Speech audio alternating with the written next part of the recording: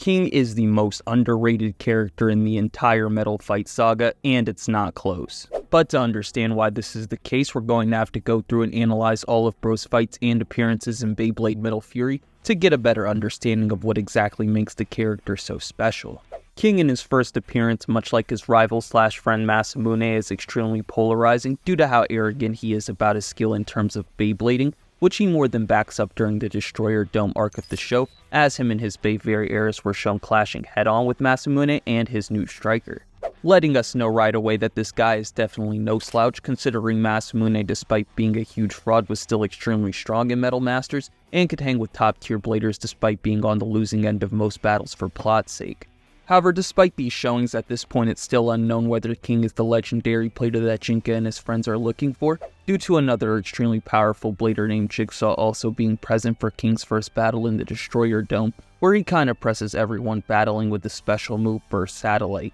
which, believe it or not, actually helps add to King's reputation and portrayal as a character, since in his second Destroyer Dome match he reveals that his Very Heiress is capable of using reverse rotation like El Drago and Gravity Destroyer, which sort of amps King's and Very Heiress' power, enabling them to literally one-shot the guy everyone actually thought was the legendary blader. And that was only the beginning of the show that King was about to put on, as he was still yet to deal with the remaining bladers in the Destroyer Dome or get serious at this point, since when he does, Bro literally goes Super Saiyan and proceeds to also one-shot Tsubasa.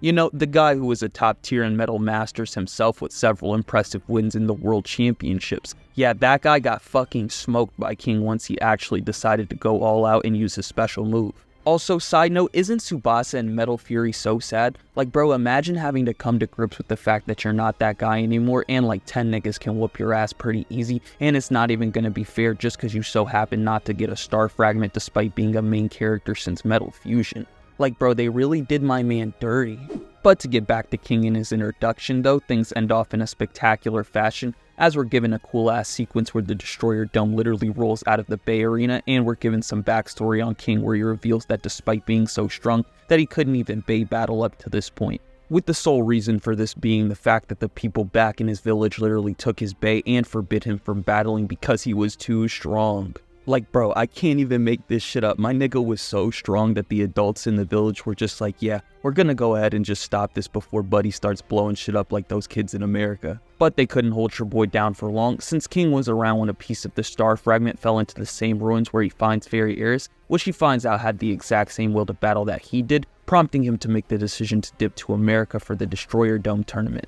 Which leads us back into the present, where Masamune and King have one more clash after King tells him he can finally give a battle his all due to having found a rival he can do that with, which prompts him and Masamune to decide things with a clash of special moves, and at the end we see King coming out victorious while being declared as the legendary blader. So like I already said, bro had a 10 out of 10 character introduction / debut. My guy has a cool design, a sick fucking Beyblade with an awesome backstory, and above all else, he's really him when it comes to this Beyblading shit, since he knocks out 3 insanely strong, well-established bladers with just one hit of his brand new Beyblade. And this is far from the last we see of King, since he would also go on to participate in the Baster Island tournament, where he'd prove his skill even further by going head-to-head with Aguma, another Solar System legendary blader, who even took down Kyoya and Jinka earlier in the series. That being said though, none of this really mattered to King, as he'd go on to completely embarrass Aguma with a smile on his face, while telling him he had so much fun beating his ass, showing us bro is the real deal and may even be on par with the likes of the aforementioned Kyoya and Jinka near the end of the series, who also surpassed Aguma after their tag battle losses to him. Which is all but cemented for us when we see King go up against Ryuga, where he not only holds his own better than early season Jinka and Kyoya, but he also even presses Ryuga, who to this point hadn't had any trouble against a single opponent in Metal Fury. However, despite this impressive showing in battle, King would still unfortunately lose to the Dragon Emperor in a back and forth fight, but so does like everyone else, so this isn't really an anti-feat and just further proves why bro is him more than anything else. Also, despite losing the tournament, King would still go on to have some impressive feats, since after Masamune is beat and exposed to be a non-legendary blader, Chris, the actual legendary blader, starts to smack talk our boy, and King was simply not having that shit to say the least, which kicks off a huge battle. Jinka, being the good Samaritan that he is though, tries to step in and stop King as they need to recruit Chris, but again King is not having that shit and goes Super Saiyan on these niggas before proceeding to tell everyone in the stadium that they can all get it, while laughing and talking about how fun it is to battle. Like, bro, is this nigga Goku? Cause he was really on some niggas think I'm fighting to save the day, but really nigga I just like to fight type shit. However, the battle is later interrupted and stopped by Ryuga's greedy ass trying to take Chris's star fragment, which causes him and the bad guys to flee after seeing how strong bro is. Which leads us into the end of the Baystar Island arc, where King has one more really good moment when he consoles Masamune about not being a legendary blader, while telling him that that shit ain't nothing special and that real ones like to battle no matter what their title is, which is just absolutely based and yet another reason why this man is so underrated as a character in my opinion. That being said though, this is kinda where King's development ends in the show, as the only role he really played going forward was to back up the main cast against Nemesis. Which definitely wasn't a fitting role for King if you ask me, as he never stood out in any of the fights he had before the final battle, nor did he battle another legendary blader leading up to it, which is such a waste of one of the best, most engaging characters in the show. But with Anime King covered, I now want to talk about his manga counterpart, who has a completely different backstory and portrayal than his anime self, as not only is his personality a lot more dignified and regal, but there also isn't a single mention of King not being able to battle because he was too strong. In fact, King's strength is pretty much his whole backstory in the manga, since we're told he's actually famous for his incredible power and unbeaten record before going up against Jinka in the Ultimate Bladers tournament, which I really wish we got to see in the anime too, but oh well. Skipping ahead though, we see the reason behind King's strength and prodigy status is due to his Bey Eris's 12 different combinations of modes and rotation, which makes it a truly divine Bey that even Jinka and Pegasus couldn't beat head on, as they had to resort to a secret one-time special move, which allows for a weaker Bey to win against a stronger one if pulled off properly, and wouldn't you guess it, this is exactly what the duo does to earn the win.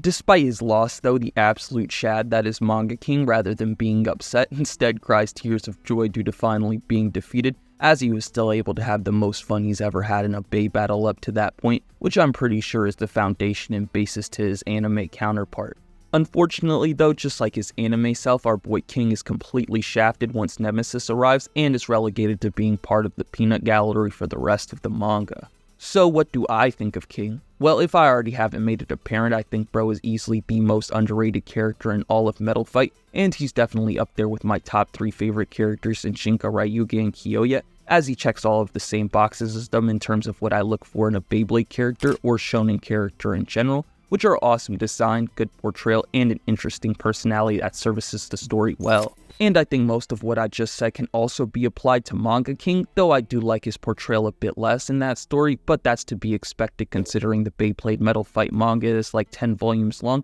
and doesn't really have time to focus on and flesh out characters for more than a chapter, let alone through multiple episodes and mini arcs. However, for what it's worth, I still think Manga King is pretty cool and does well in his role of being a real obstacle to Manga Jinga, so I don't have any real complaints for how the manga handled King either. Also, even though I haven't mentioned it much this video, King's Bey Eris not only fits in perfectly, but it's one of my favorite Beys in the series in terms of design and lore, since if you didn't know, the Bey is based on the god of war in Greek mythology, Ares, and also represents the planet Mars, which is the name for Ares in Roman mythology, matching King's passionate and wild personality to a T. And when you think about it, King controlling what is essentially the Beyblade God of War is also pretty fitting, given how powerful he is in both of his portrayals in the manga and anime respectively. Additionally, the Bey is said to be a prototype / precursor to Julian's Gravity Perseus from Metal Masters, which ties into the lore of the series really well in my opinion and gives a good explanation on why both Beys can rotate to the right and left even if it's kind of contrived.